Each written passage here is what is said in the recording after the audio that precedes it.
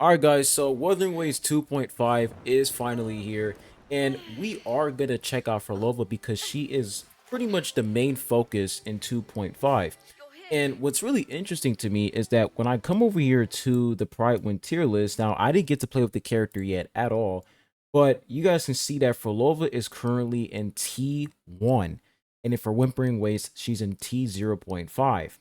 And when I take a look at Camellia is in T0.5, and in Whimpering Waves, she's T0. So, based off of what I'm seeing so far, they're pretty much saying that Camellia is still better than Frolova. I have no idea why, but I want to go ahead and see her trial, play with her trial version, because I am not gonna summon for this character. I am skipping Frolova for Augusta and because I'm pretty sure next patch it is gonna be Augusta, and I think is gonna drop next patch as well. So I'm trying to get both characters, so therefore I'm just not gonna get Phrolova. But is it just me, or does the game feel a lot smoother? Like they pretty much like zoomed out the event tab. Like you guys can see, like they pretty much zoomed out the event tab. I don't know. I like it. I think I like it way better than before. It seems really smooth. Now, when it comes to Septimon is still laggy. It's still buggy, and I absolutely hate it. Hopefully, later on in the future, they do optimize Septimon because Septimon is just extremely laggy, and I think it got even worse this patch. But I think it's just me. But anyways, let's cut the yapping, man. So, we have Frolova over here. Let's go ahead and check out this character, man. Will the All right. approaching preparatory begin?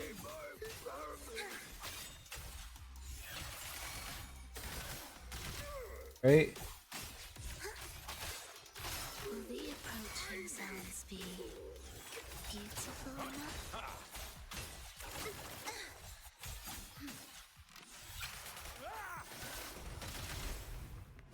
Symphony of life. Wait, so it seems like she's not getting any energy at all. Together. Whales. Oh, okay, so now Drifting. she's getting it. And Thus then now I unlock the happiness ultimate. Okay, I see. blossoms in rills. And then now I use Hakate here.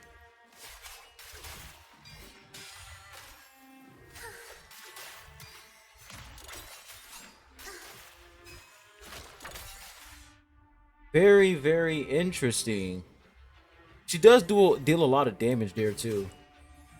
And you can move around with the god. Okay, that's actually kind of cool. I'm not gonna lie.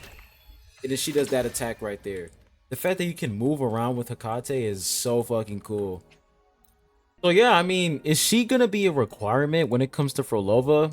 Maybe not. I don't think she's gonna be a requirement. She's just like another character where you just have fun with. I don't think Frolova was like a character like Havoc needed. Like I don't think she was the final puzzle for Havoc team. You know what I'm saying? And what I mean by that is if you're trying to build a strong Havoc team, you can just go with Camellia, you can go with Senwa, and go with Shorekeeper, or you can go with I don't know, Verena. You know what I'm saying? So I will say when it comes to Frolova's team, like if we come back over here to Pride when we do take a look at Frolova's premium team, you guys can see her premium team is of course Contarella and Racha. And then when it comes to alternatives, is Frolova, Contarella, and then you have Shorekeeper, Havoc Rover, Danjin, and yada yada yada. So I mean you do have decent alternatives. Like you have a free-to-play team right here. But when I take a look at Camellia's team, it's like I don't know, man. Camellia's team, it seems a lot more her premium team is way more free to play friendly versus um what's her name? Frolova's team, right? Because it's like you're required to use Contarella with Frolova. And I'm not saying you're required to use Contarella with her in order for her to like, beat endgame. I'm pretty sure, Frolova, she's definitely gonna carry you far in TOA and Whimpering Ways because I can see her AoE potential in Whimpering Ways. But if I were to compare her team versus Camellia's premium team, I would honestly prefer Camellia's premium team more because all you need is Camellia, and that's it. You can just run Senwa and then Shorekeeper or Varina. Varina, you get her from the standard banner, you're pretty much cooking. Meanwhile, when it comes to Frolova's premium team, it's like, well, you have Contarella and Racha. That's like the best team for her. So when it comes to accessibility and free to play, I will go with Camellia. Let's go and check out the explanation from Pride when here to see why they put her in T1. So they said, Frolova added as T1 DPS. This placement may be a shocker to a lot of you. I know it was a shocker to me because when I checked out Pride, when I was like, what the fuck? Frolova in T1? I can see some people being pissed off about that, to be honest, because Frolova is a really hype unit, and the fact that they put her in T1, I can see a lot of people being mad. Is But they said this is because Frolova has a really, really big issue, and that's her signature weapon. Her weapon is simply made to work with her so well that it's practically a requirement to have her perform compared to the DPS in T0.5 and particularly 0. This is the kind of situation Brant was facing. Recommend checking our calculations on this. Phrolova is very similar to him in this regard. Her damage is balanced around the fact that she actually owns this signature weapon and comes more as a package deal with her weapon rather than a fully fledged out DPS at R0. To a point we recommend Camellia over her if you can't afford to spend 1.5 times the usual pulls to get not only Frolova, but her signature as well. However, provided you do have her signature, it's very safe to bump her up a tier to T0.5.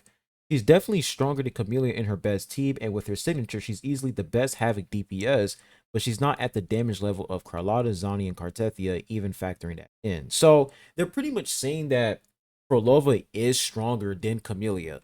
It's just that when it comes to you unlocking her full potential, you are required to get her best in slot weapon.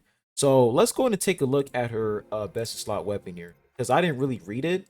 So what's really really good about this weapon? So it says Underworld Requiem attack is increased by 12% within 12 seconds after dealing echo skill damage.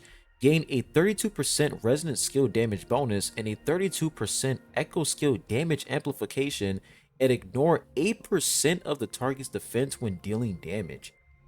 Yeah, I'm not gonna lie, that sounds really, really cracked. I'm gonna be real with you guys. That sounds really, really broken.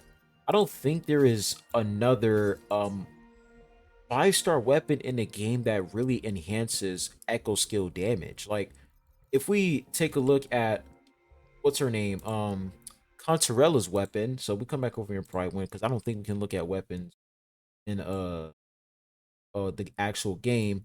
But when we take a look at Contarella's weapon, Rectifier. So when it comes to Contarella's weapon, where is it at? There it is. So increases attack by 12%. Casting Echo skill within 10 seconds after casting intro or basic attack grants 1 stack of Dream. Echoes with the same name can only trigger this effect once, stacking up to 2 times when reaching stacks. Casting Echo skill no longer resets the duration of this effect. So this doesn't really apply to Frolova. Yeah, this doesn't really apply to Frolova. Yeah, there's not really any weapon in the game that can actually increase echo skill damage, So I understand why her weapon is gonna be like a must-have because you got that echo skill damage amp, which is really good. Plus, she can also ignore the enemy's defense as well. It's pretty similar to Zani, where Zani, her weapon was like insane due to the fact that you can ignore the enemy's defense, and on top of that, she can like deal additional spectral frazzle damage. So if we come over here to gauntlets, you guys can see when it comes to Zani's weapon, it says increases attack by 12%. Casting basic attack grants the following effects: dealing damage, ignores 8% of the target's defense, and amplifies spectral frazzle damage dealt by 50% for 6 seconds. So very similar to Zani's weapon. So yeah, that's the reason why Frolova is currently in T1. It's not because she's worse than Camellia. She's way better than her. It's just that when it comes to accessibility and, free to play, you have to get her weapon in order for it to actually be better than Camellia. So, yeah. Plus, like, her premium team, not a lot of free to play players have, both Racha and Contarella. Meanwhile, for Camellia, you just have Senwa and Varina and Shorekeeper, and they're pretty much cooked. So, very, very interesting. I don't have the character, so I can't really say much about this unit. But to see that pride when they put her in T1, because you know, if you don't have her weapon, she's not performing on the same level as Camellia and her teams and whatever. Do you guys think Pride Win is being fair, or are they being unreasonable? Let me know. But hope you guys have a good one, and I'll be catching you guys on the next one. Adios.